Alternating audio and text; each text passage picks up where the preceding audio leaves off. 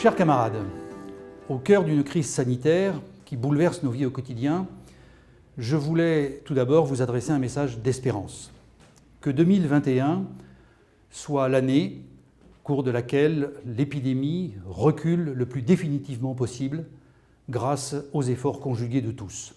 Je dis cela, bien évidemment, sans certitude ni assurance, mais avec l'espoir farouche que nos États soient en mesure de prendre le dessus dans un combat apparemment trop inégal. Mais cette terrible épreuve nous rappelle également qu'il n'est point de vie sans combativité. Nous nous étions peut-être imprudemment habitués à l'idée que plus rien de grave ne pouvait nous arriver. Mais soyons-en certains, l'esprit de combativité demeure le levain des jours heureux. Et cette formule, chers camarades, s'applique tout d'abord à nous-mêmes, anciens élèves de l'ENA. Tel a été d'ailleurs l'état d'esprit qui nous a animés tout au long de cette année.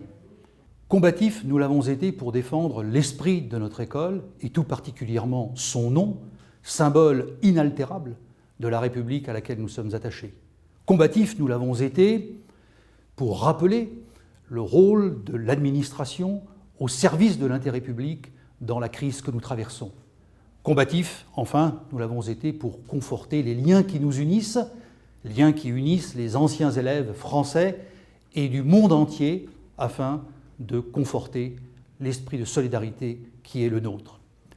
Que l'année qui vient nous permette de recueillir le fruit de nos efforts et de mettre en lumière le bien fondé et la justesse de l'engagement qui est le nôtre. Nous y puiserons une volonté d'agir renouvelée.